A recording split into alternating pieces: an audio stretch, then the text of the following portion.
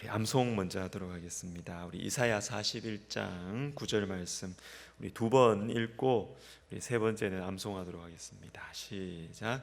내가 땅 끝에서부터 너를 붙들며 땅 모퉁이에서부터 너를 부르고 내게 이르기를 너는 나의 종이라. 아멘. 우리 두 번 한 번 더 하겠습니다. 시작. 내가 땅 끝에서부터 너를 붙들며 땅 모퉁이에서부터 너를 부르고 너는 내게 이르기를 너는 나의 종이라. 이사야 41장 9절 말씀. 아멘. 우리 눈을 감고 하겠습니다. 눈을 감고 하겠습니다. 시작. 내가 땅 끝에서부터 너를 붙들며 땅 모퉁이에서부터 너를 부르고 내게 이르기를 너는 나의 종이라. 이사야 41장 9절 말씀. 아멘. 자, 오늘은 우리 출애굽기 32장 32절 우리 한 절 말씀만 보도록 하겠습니다. 출애굽기 32장 32절 우리 유명한 말씀인데 우리 한 절만 보도록 하겠습니다. 자, 우리 가정에 계신 분들도 우리 같이 읽도록 하겠습니다. 같이 읽습니다. 시작. 그러나 이제 그들의 죄를 사하시옵소서. 그렇지 아니하시오면 원하건대 주께서 기록하신 책에서 내 이름을 지워버려 주옵소서. 아멘. 자, 우리 지난주에는 금송아지 이 우상 숭배 사건으로 인해서 하나님 백성들 3,000명이 죽임을 당하는 그런 사건을 우리가 생각해 보았습니다. 그리고 바로 이어서 나오는 것이 이 백성들을 위해서 자신의 생명을 내어놓는 이 모세의 모습. 어쩌면 잘 이해가 되지가 않습니다. 그죠? 이 3,000명을 죽이는 모세와 내 생명을 백성들을 위해서 내어놓는 이 모세를, 이 마음을 어떻게 이해할 수 있을까? 저는 이것이 목자의 마음이다라는 생각이 듭니다. 성경에서 목자라는 것은 우리가 지금 생각하는 것처럼 목회자만을 의미하는 것은 아닙니다. 아니고 지도자들, 여러 영역의 지도자들을 가지고 성경은 목자다 이렇게 표현하죠. 그래서 정치적인 지도자인 왕들도 목자입니다. 목자. 그래서 하나님 나라의 왕은 세상의 왕과 다르게 목자의 마음을 가지고 백성들을 다스리고 돌보아야 되는 것입니다. 자, 여러분, 우리가 가져야 되는 그 중요한 이 목자로서의 마음가짐, 가정에서는 부모님들이 목자예요. 그리고 또 여기 계신 우리 교육자님들은 그 부서에 또 당연히 목자인 것이지요. 그리고 직장에서는 사장님부터 시작해서 부장님, 여러 부서의 책임자들이 목자인 것이죠. 자, 목자가 가져야 되는 중요한 마음가짐, 오늘 본문에서 볼 수 있는 두 가지만 생각해 보도록 하겠습니다. 첫 번째는 악역을 한다라는 것이에요. 악역을 감당하는 것입니다. 여러분, 목자들이 양떼를 이렇게 돌볼 때 그 양털을 깎는 시기가 있다 그럽니다. 양털을 언제 깎을까요, 여러분? 양털 깎으면 추운데 언제 양털을 깎겠습니까? 겨울 직전에 깎는답니다. 이게 좀 이상하죠. 겨울이면 추운데 이 양털 캐시미어입니까? 이 양털을 깎아버리면 이거 추워서 어떻게 살아요?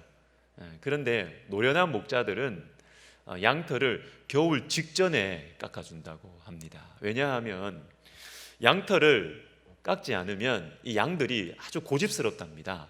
고집스럽고 교만해서 자기가 이렇게 자기 몸에 덮여 있는 이 양털을 믿고 운동도 안 하고 운동을 좀 해야 몸에 열이 날 텐데, 그리고 서로 좀 붙어 있어야 될 텐데 양털이 있으면 양털 믿고 혼자 논답니다.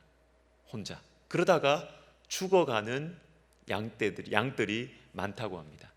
그래서 노련한 목자들은 양털을 겨울 직전에 다 깎아가지고 춥도록 한답니다. 춥도록 해서 운동도 하고 서로에게 필요한 존재가 되도록 붙어서 겨울을 날 수 있도록 그렇게 해준다고 합니다. 당장은 추워 보여도 이것이 양들을 살리는 길이기 때문에 이 목자는 악역을 감당하는 것이죠. 하나님께서는 모세에게 목자의 마음을 주셨습니다. 양떼들을 잘 인도해야 했어요. 그런데 이 양들을 잘 인도하기 위해서는 때로는 악역도 감당해야 했습니다. 그냥 그저 다 받아주고 죄를 지어도 허허 하면서 이렇게 용납해주고, 죄가 공동체로 막 이렇게 흘러가고 퍼져가도 그냥 가만히 놔두고, 이렇게 하는 것은 목자의 마음이 아닙니다. 왜 그렇게 할까요? 지도자들이 욕먹기 싫어서 그러는 것이죠. 욕먹기 싫어서, 그리고 자신은 좋은 이미지만 간직하기 위해서 그냥 허허 하면서 넘어가는 경우가 있습니다. 그것은 목자의 마음이 아닙니다. 모세는 금송아지 우상을 숭배하고 또 회개의 기회를 거부한 백성들 3,000명을 죽입니다. 이 사람들은 이 이스라엘 공동체에 있어서 독초와 같은 사람들이에요. 독초, 암덩어리 같은 사람들이에요. 이런 사람들은 도려내야 되는 것입니다. 도려내야 돼. 마음은 아프지만 신앙 공동체 전체가 살아나기 위해서는, 양들이 살기 위해서는 이 독초와 같은 사람들을 뜯어내야 되는 것이죠. 느헤미야서를 이렇게 보니까 하나님께서 느헤미야에게도 이 모세와 같은 목자의 마음을 주셨더라고요.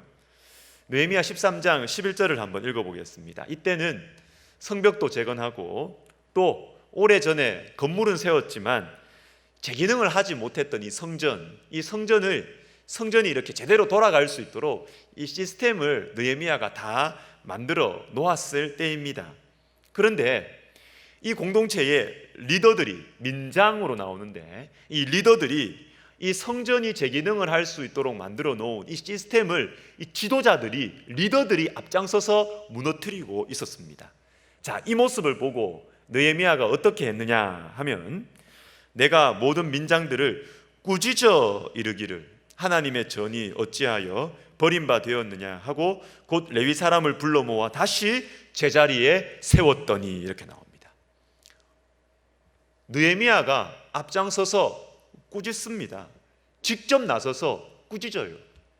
그리고 25절과 26절을 보시면, 내가 그들을 책망하고 저주하여 그들 중 몇 사람을 때리고 그들의 머리털을 뽑고 이르되, 너희는 너희 딸들을 그들의 아들들에게 주지 말고 너희 아들들이나 너희를 위하여 그들의 딸을 데려오지 아니하겠다고 하나님과 가리켜 맹세하라 하고, 또 이르기를 옛적에 이스라엘 왕 솔로몬이 이 일로 범죄하지 아니하였느냐? 그는 많은 나라 중에 비길 왕이 없이 하나님의 사랑을 입은 자라. 하나님이 그를 왕으로 삼아 온 이스라엘을 다스리게 하셨으나 이방 여인이 그를 범죄하게 하였나니. 이방인들과 이렇게 섞이는 것이죠. 이게 하나님 백성의 이 거룩함을 지키기 위한 그 당시에 아주 절실한 필요를 막아서는 그런 죄가 들어오는 통로였기 때문에 느헤미야가 직접 나서서 화를 내고 사람들을 때리고 머리털을 뽑습니다. 혹시 여러분들이 이것을 보고 이거 갑질이다, 이거 이 권위주의다, 이렇게 보시면 안 돼요. 왜냐하면 원래 지도자는 자신의 손에 피를 묻히기를 싫어합니다. 피를 묻히기를 싫어해요. 적을 만들지 않아야 되거든요. 적을 만들지 않아야 되기 때문에. 그래서 머리가 잘 돌아가는 지도자는 직접 안 나섭니다. 안 나서요. 자신은 늘 좋은 이미지로 존경받고 그렇게 남아야 되고, 욕먹을 일은 다른 사람들에게 시킵니다. 다윗이 우리아를 죽일 때 생각해 보십시오. 다윗이 직접 안 나서요. 물론 지도자가 일일이 다 나설 수 없고 또 그럴 필요도 없습니다. 그래서는 안 되는 경우들이 물론 있어요.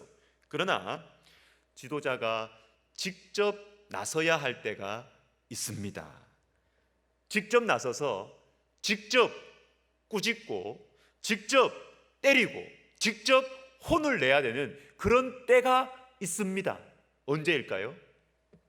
그것은 나는 이것을 정말 소중하게 생각한다 라고 하는 지도자의 분명한 의지를 보여줄 때는 직접 나서야 돼요. 직접 나서야 됩니다.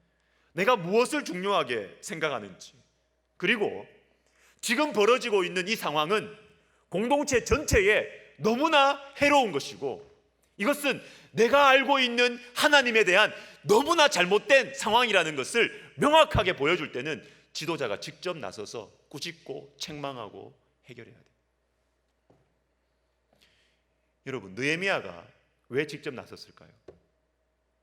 그것은 하나님의 성전을 향한 느헤미야의 의지입니다. 의지. 너희 민장들은 하나님의 성전을 대충대충 하고 성전을 섬기는 레위인들을 대충대충 섬기고 별로 중요하게 생각 안 할지 모르지만 느헤미야, 나는 레위인들을 너무나 중요하게 생각하고 하나님의 성전을 너무나 중요하게 생각한다. 자신의 분명한 철학을, 자신의 분명한 목회 철학을 보여주기 위해서 느헤미야가 직접 칼을 드는 것입니다. 직접 칼을 드는 것입니다. 그리고 이 성전을 더럽히는 이 죄가 얼마나 위험한지 백성들에게 분명하게 알려주기 위해서 지도자가 직접 칼을 드는 것이에요. 모세가 왜 칼을 들었을까요? 모세가, 그것은 이 금송아지 죄악으로 말미암아서 모두가 죽을 수 있다라는 사실을 알려주기 위해서, 그리고 양들을 살리기 위해서 칼을 드는 것입니다. 양들을 살리기 위해서 칼을 드는 것입니다. 자, 이게 여러분 목자의 마음이에요. 목자의 마음이에요. 자, 두 번째, 목자가 가져야 되는 또 하나의 중요한 마음, 가장 중요한 마음이 있어요. 그것은 영혼에 대한 사랑입니다. 영혼에 대한 사랑. 우리가 읽은 오늘 출애굽기 32장 32절에는 모세의 이 숨겨진 마음, 모세의 본심이 잘 나타나고 있습니다. 그것은 영혼을 향한 사랑이에요. 영혼을 향한 사랑. 맡겨진 영혼들을 위해서 내 이름을 지워주십시오. 내 이름, 내 존재 전체예요. 이거는 모세가 구원을 안 받겠다, 이건 아니에요. 이거는 주님의 생명책에서 막 지워달라, 뭐 주님이 그냥 나를 구원 안 해도 이런 건 아니에요. 이건 아니에요. 자신의 목숨을 건다, 그 정도로 해석하는 것이 좋습니다. 내 이 백성을 위해서 내 생명을 내놓는 것이죠.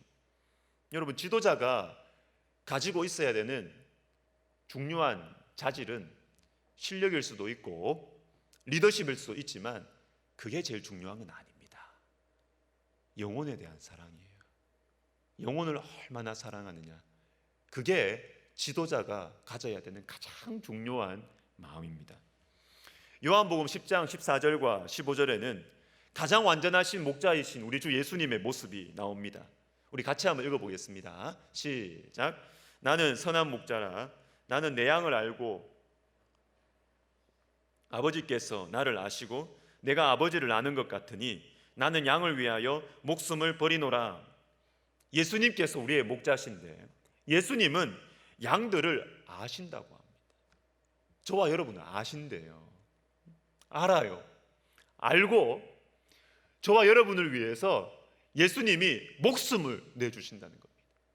영혼을 향한 사랑이죠. 영혼을 향한 사랑. 이게 목자의 마음속에 있어야 됩니다. 그런데 자, 여러분 지금부터 잘 더 집중해서 들으세요. 잘 집중해서 들으세요. 어떤 영혼들을 사랑하느냐는 것입니다. 목자가 어떤 영혼들을 사랑하느냐. 모세가 자신의 생명과 바꿔도 좋겠다고 했던 이 백성이 도대체 어떤 사람들이냐, 어떤 존재냐? 그저 사랑스러운 존재들일까요? 내 마음에 드는 사람들, 그 사람들만 사랑하는 것일까요? 만약에 목자가 아니면 그렇게 해도 아무 상관없습니다. 지도자가 아니고 부모가 아니면 나와 코드가 맞는 사람들만 사랑하면 됩니다. 아무 문제 없어요. 그렇게 해도. 그러나 여러분, 오늘 본문에서 모세가 자신의 생명을 내어놓은 이 사람들이 어떤 사람들이었어요? 어떤 사람? 모세를 존경해 준 사람들입니까? 모세를 따르고 사랑해 준 사람들이에요? 아닙니다. 아닙니다.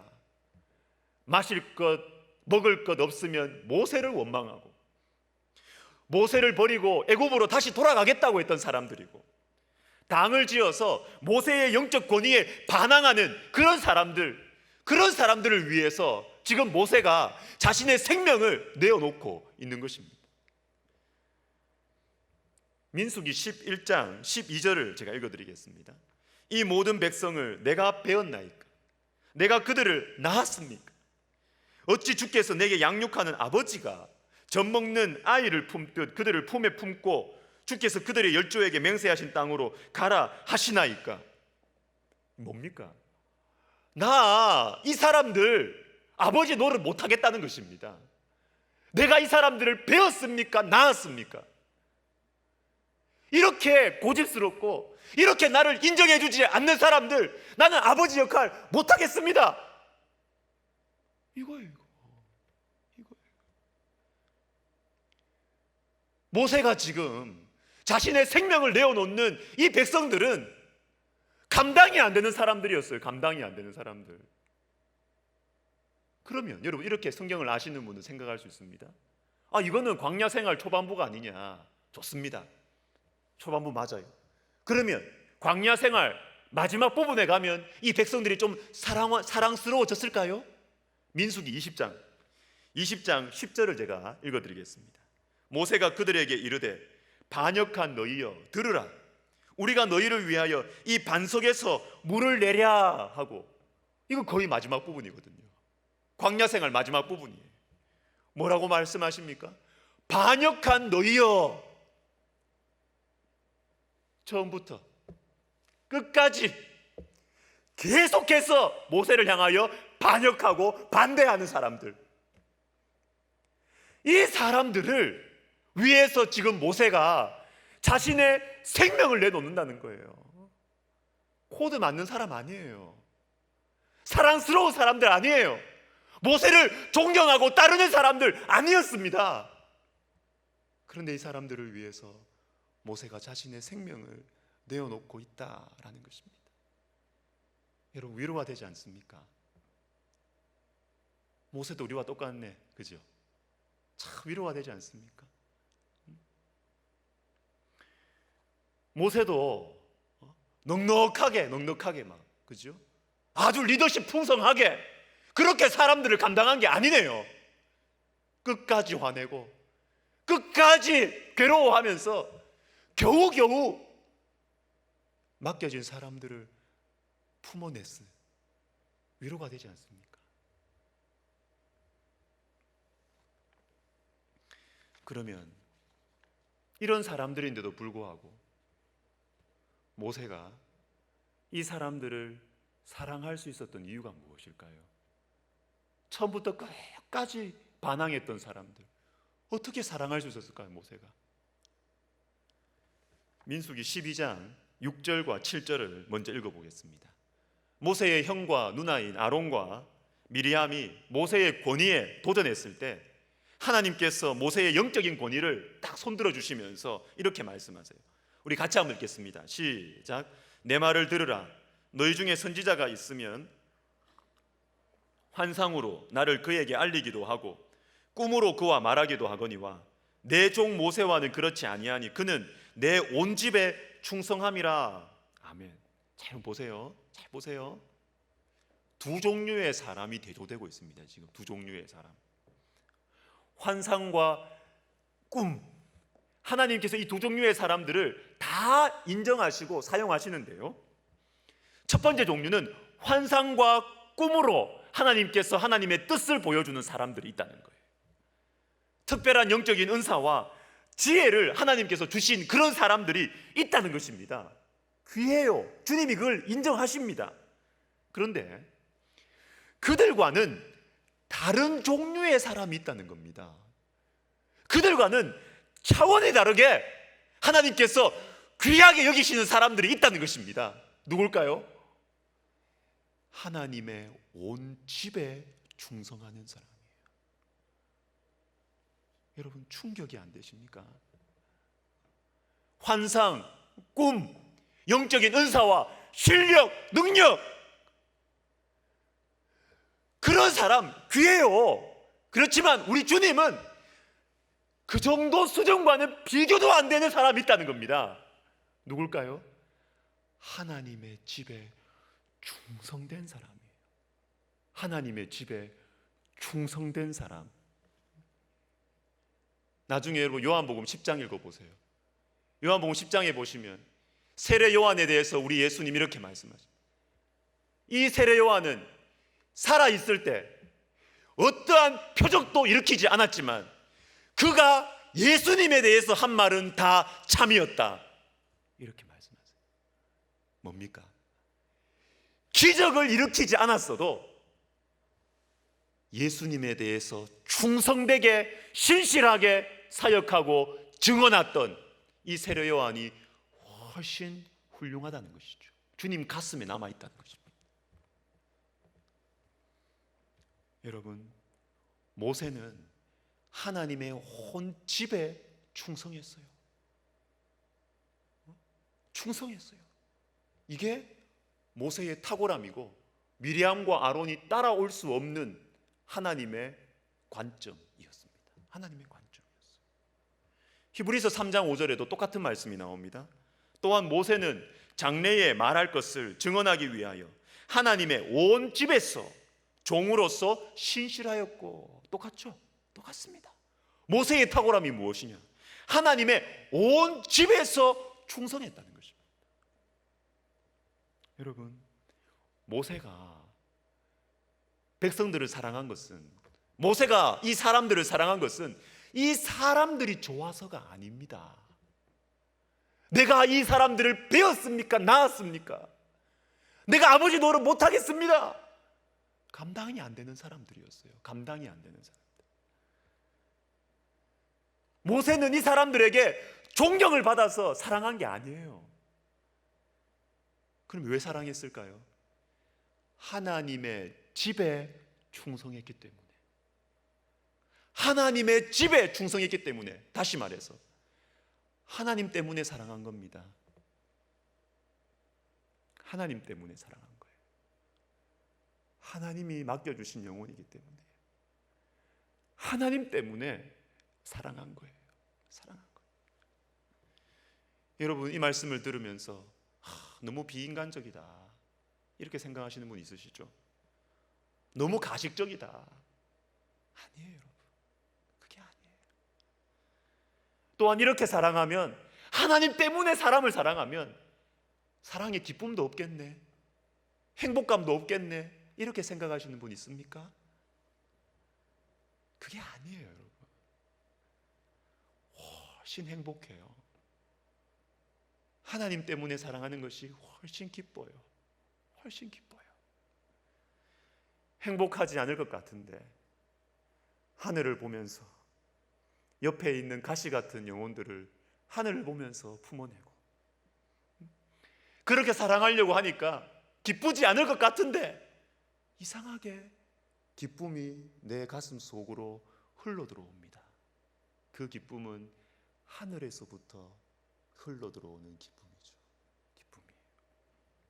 사랑하는 여러분, 하나님 때문에 사랑한다라는 것은 어떤 말이냐 하면, 하나님께서 이 사랑을 시작하셨다는 의미고, 하나님 때문에 사랑한다는 것은 억지로 희생하고 억지로 사랑한다는 게 아니고요, 적극적인 의미는 하나님께서 내 마음에 이 사랑을 시작하셨고, 그리고 이 사랑을 하나님께서 지키시고 이 사랑을 하나님께서 이끌어 가신다, 이 말입니다. 이 말입니다. 쉽게 표현하면 내가 주님의 은혜를 받아서 사랑한다는 것이에요. 은혜를 받아서 사랑한다는 것이에요. 내 힘으로 사랑할 수 없고, 내 감정으로, 내 지혜로 사랑할 수 없고, 주님께서 은혜를 주셔야 사랑할 수 있다. 이것이 하나님 때문에 사랑한다는 것입니다. 그리고 참 신기하게도 하나님 때문에 사랑하면요, 세월이 갈수록 그 사랑이 깊어져요. 인간적인 감정에 따라서 사랑하고 미워하고 하는 그런 사랑은 세월이 갈수록 포기하고 싶어요. 아무리 좋았던 사람들도 친한 친구하고 같이 살지 마라 그러죠. 같이 자취하지 마라 그래요. 의상이에요, 우정상이에요. 아무리 코드가 맞아도 같이 살아보세요.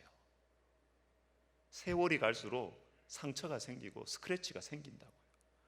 그러나 하나님 때문에 시작한 사랑, 하나님께서 시작하시고 보호하시고 인도하시는 사랑은 세월이 갈수록 더 좋아져요.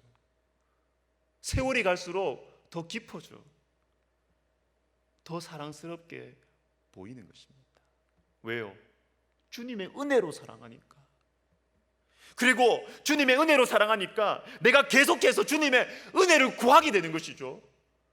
주님의 은혜로 내가 사랑해야 되니까 주님을 계속 구하게 되고, 그리고 주님을 계속 바라보게 되고, 그러니까 주님과 내가 가까워지는 것입니다. 여러분, 하나님이 사랑이십니다.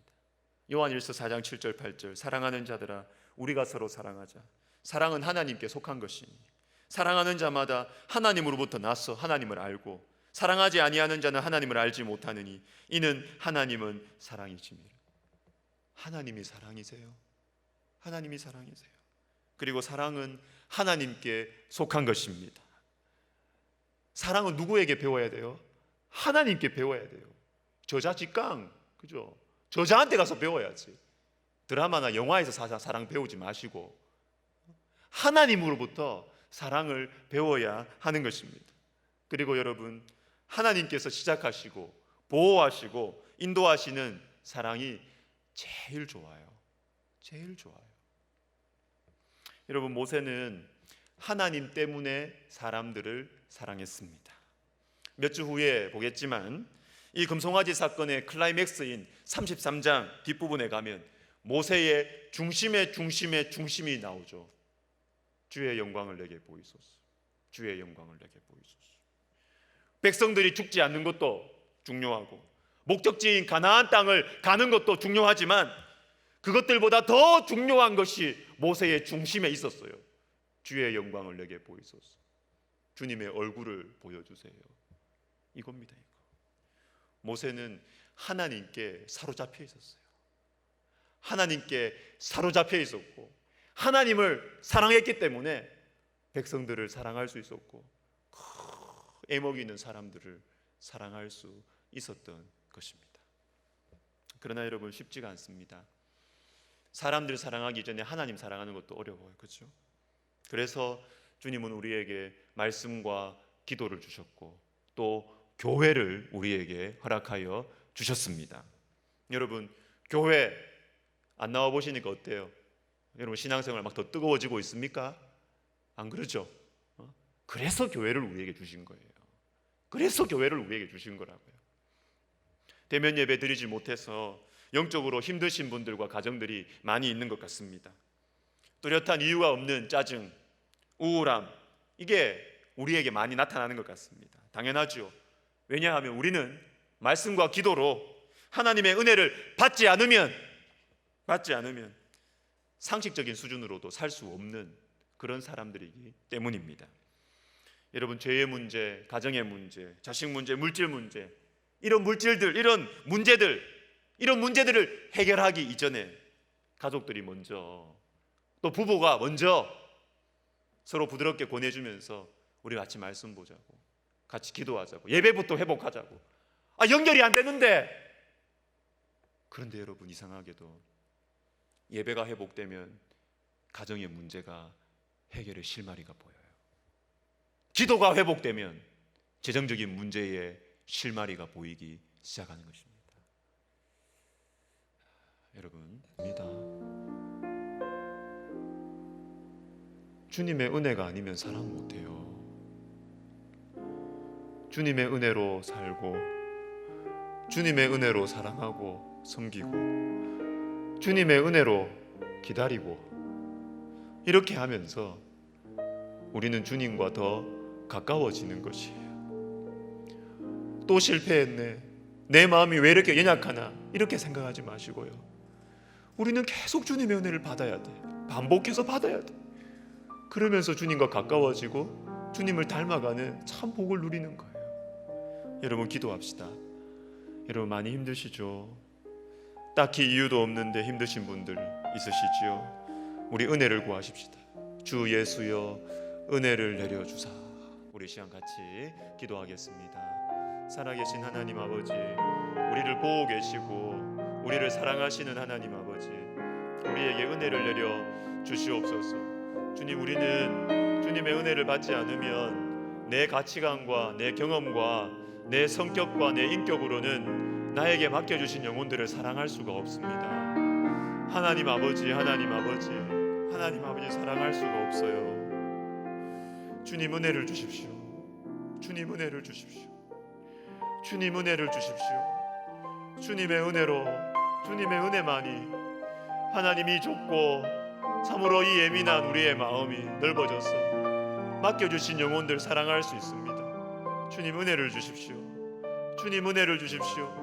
하나님 아버지, 우리가 주의 은혜로 살게 해주시고 주의 은혜를 바라보게 해주시고 주의 은혜로 말미암아 영혼의 변화를 기다리게 해주시고, 하나님 아버지여, 영혼들을 품을 수 있도록 참 목자의 마음을 하나님 우리에게 허락하여 주시옵소서.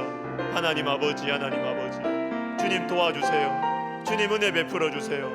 주님, 함께하여 주세요. 주님, 우리에게 주의 은혜를 부어주세요. 이유 없이 피곤하고 이유 없이 짜증내고 이유 없이 우울한 영혼들이 많이 있습니다. 하나님 아버지, 하나님 아버지, 점점 영적으로 지쳐가고 점점 영적으로 이렇게 참 연약해지는 우리 백성 가족들이 있습니까? 하나님 아버지, 하나님 아버지, 주님 도와주시고 일으켜주시고 주의 은혜를 내려 주시옵소서.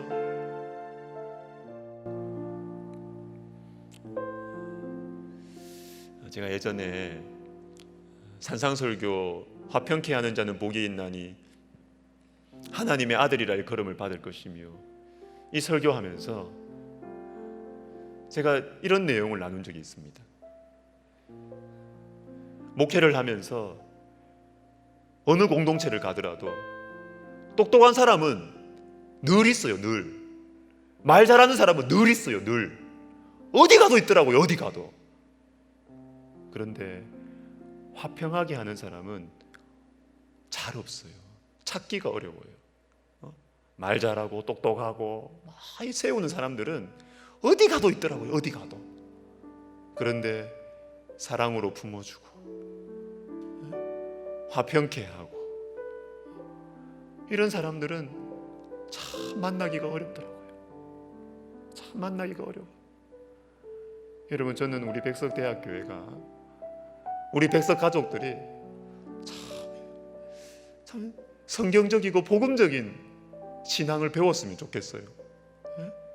주님을 위해서 무슨 일을 많이 했다고요? 여러분, 그게 중요한 게 아니라고요. 주님을 위해서 여러분들이 뭘 많이 안다고요? 여러분, 그거 아무것도 아니에요.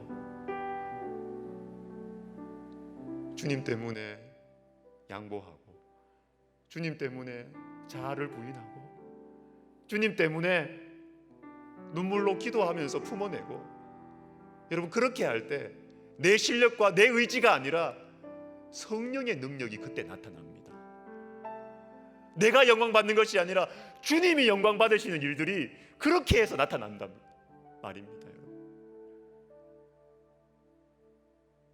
우리 시간 같이 기도할 때 하나님, 우리 교회, 정말 우리 교회가 주님 때문에 사람을 사랑하는, 화평케 하는, 주님 때문에 나를 부인하고 품을 수 있는 화평케 하는 자들이 많이 생기는 그런 우리 교회 될 수 있도록 우리 시간 같이 기도하겠습니다. 사랑하는 하나님 아버지, 주님 우리를 위해서 사랑해 주시면서 주님 우리를 위해서 주님이 우리의 몸을 주님께서 주님의 몸을 들이시고 내가 너희를 사랑한 것처럼 내가 너희에게 발을 씻어준 것처럼 너희도 서로 발을 씻어주라고 주님 말씀하셨습니다. 하나님 아버지, 하나님 아버지, 우리가 주님으로부터 사랑을 배우게 하여 주시옵소서.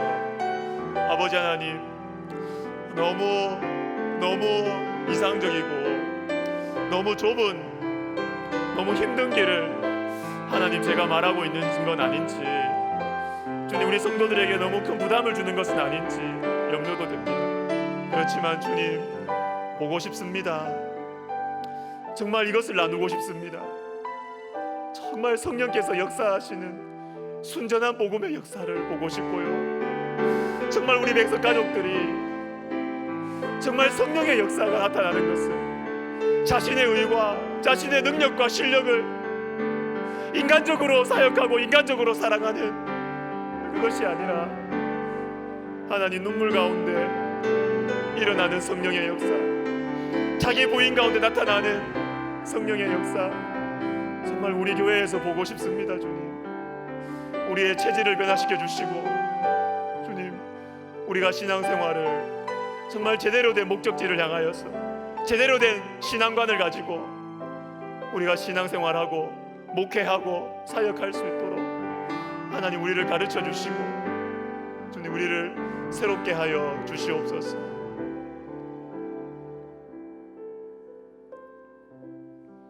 자, 오늘은 특별히 가정을 위해서 한번 기도하기를 원합니다. 가정 예배에 대해서 관심을 가지면서 자연스럽게 가족 전도에 대해서 또 관심이 갔습니다. 특별히 오늘날처럼 전도의 문이 막혀가는 이때에 참 이 가족 전도가 하나의 돌파구와 희망이 되겠구나라는 생각을 가지고 관심을 가지다가 보니까 이 가족 전도에 대한 어떤 책이 있더라고요. 읽기 시작했는데 이런 내용이 있었습니다. 한번 들어보세요. 가족이란 모든 친밀함과 안전함의 근원이기 때문에 만일 이 가족이 뒤틀리고 파괴되면 그러한 가족 간의 경험은 불행과 비극의 원천이 된다. 사탄은 가족이라는 급소를 노린다. 가정을 효과적으로 공격하면 기독교 가정에서 얻은 상처와 아픔은 평생 기독교 신앙을 형성하는 데 가장 큰 걸림돌이 된다. 여러분 참 어렵습니다. 가족 전도도 어렵고 가정 안에서 신앙적으로 살아가는 것은 참 어려워요. 말 못할 문제들을 가지고 있는 가정들이 많이 있을 것이라 저는 생각하고 있습니다. 우리 기도합시다. 주님의 은혜로 우리 가정을 새롭게 하여 주시옵소서. 사탄의 유혹과 공격에 말려들지 말고 예수님 안에서 사랑하고 섬기는 우리 가정이 되게 하여 주시옵소서. 여러분 우리가 특별히 많이 막 특별히 잘못돼서 우리 가정이 이런 게 아니에요. 성경에 나타나는 가정들 우리에게 용기를 주고 위로를 줍니다. 다윗의 가정이 온전했어요. 아브라함의 가정이 온전했어요. 히스기야의 가정이 온전했습니까? 히스기야의 아들이 가장 악한 므낫세 왕이었는데 여러분 우리가 주님의 은혜를 구하십시다. 하나님 나는 히스기야보다도 못하고 나는 다윗보다도 못하지만 하나님께서 나에게 맡겨주신 이 영혼들 하나님 제가 주님의 은혜를 구하면서 하나님 우리 가정을 주님 앞에 내어드리기 원하고 복음을 전하기 원하오니 주님이 여저에게 은혜를 베풀어 주시옵소서. 기도하겠습니다. 하나님 아버지, 하나님 아버지, 자신이 없습니다. 너무 어렵고 힘이 들고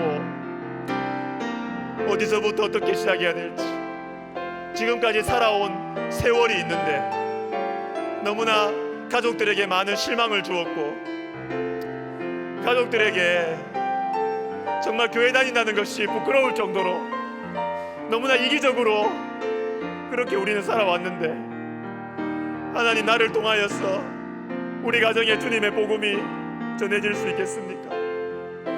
하나님 아버지, 그러나 주님 우리에게 용기를 가지라고 하십니다. 주님께서 우리에게 다시 주님의 은혜를 구하라고 하십니다. 하나님 아버지, 우리가 주님을 바라봅니다.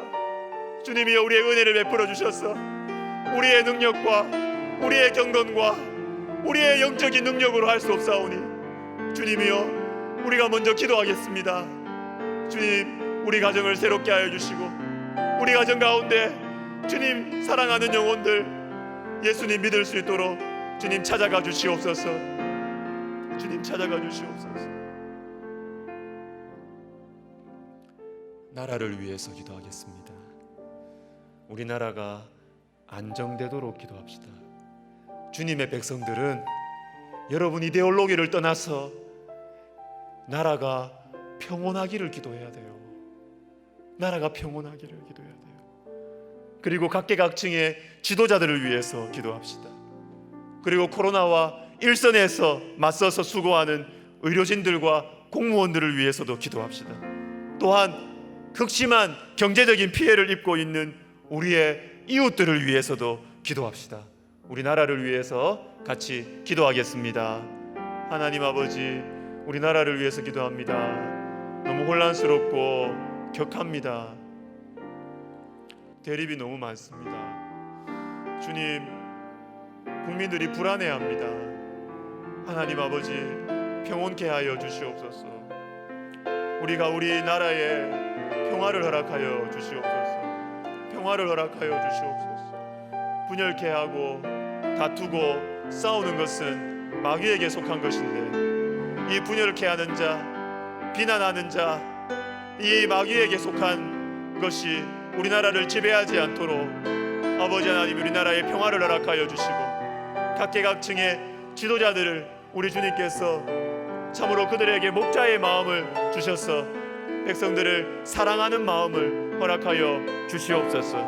하나님 아버지, 최전선에서 전염병과 싸우고 있는 의료진들과 공무원들을 주님께서 불쌍히 여겨주시고 아버지 하나님 건강을 지켜주시고 그 가정을 지켜주시며 그 마음과 그 정서를 주님께서 지켜주시옵소서. 그리고 하나님 아버지, 극심한 경제적인 피해를 입고 있는 여러 많은 우리 이웃들 우리 주님께서 돌봐주시고 필요한 것들을 채워주시고 그 자녀들 교육과 자녀들의 앞날을 주님께서 참으로 챙겨주시고 인도하여 주시옵소서. 하나님 아버지, 특별히 하나님 아버지, 참 그 여러 가지 어려운 가운데 있는 우리 목회자들도 있습니다.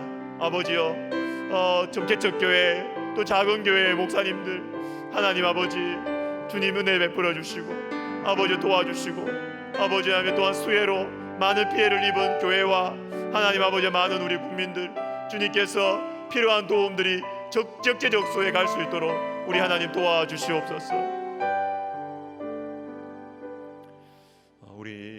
우리 총회를 위해서 한번 기도하도록 하겠습니다. 다음 주 화요일 9월 22일에 총회가 1년에 한 번 있는 이 큰 회의, 가장 중요한 회의죠. 총회가 다음 주 화요일에 있습니다. 원래는 2박 3일 동안 하거든요. 그런데 올해는 상황이 어쩔 수가 없어서 화요일 오후 1시부터 5시까지 그것도 실시간 줌 영상으로 진행하게 되었습니다. 우리 기도하실 때 총회에서는 중요한 결정들이 나거든요.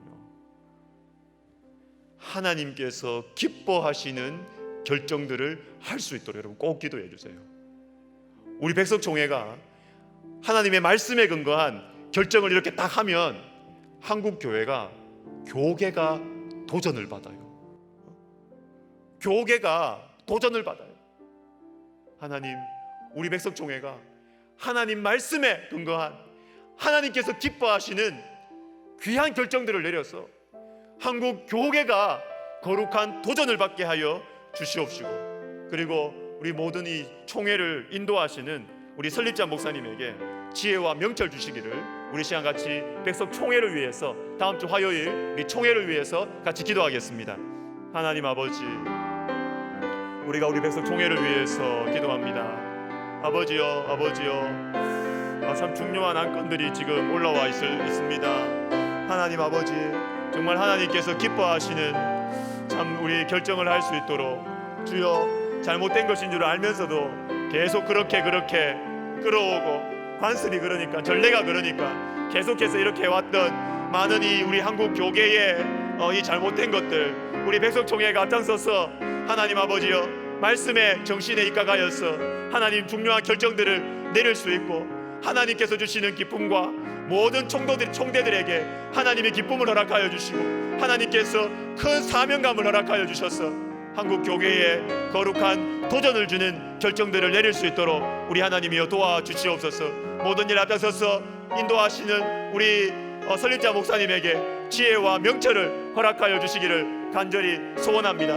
하나님 아버지여, 참석하는 모든 우리 총대들이 우리 설립자 목사님을 아버지 하나님이여 잘 이렇게 위시해서 잘 총회가 하나 되고, 총회가 더 이상 분열이 없고, 총회가 정말 하나 되어서 주님의 나라를 위하여서 힘써 달려가는 우리 백석총회 되게 하여 주시옵소서.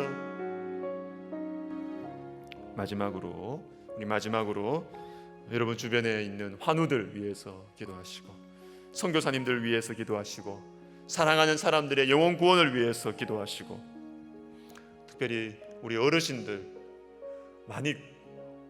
어르신들 안 그래도 고독하거든요. 안 그래도 고독한데 코로나 때문에 더 고독한 어르신들의 이 고독한 이 건강, 주님께서 그 마음을 붙들어 달라고 우리 어르신들 위해서 기도하고, 또 우리 청년들 앞길이 막막한데 더 막막해졌어. 더 막막해. 요즘에는 알바 구하기도 힘들답니다. 알바 구하기도. 주님, 우리 청년들에게 주님이여 꿈을 주시옵소서. 주님, 길을 열어 주시옵소서. 우리 여러 가지 기도 제목들 생각나는 거 가지고 기도하시면서 우리 개인 기도 들어가겠습니다. 기도하겠습니다.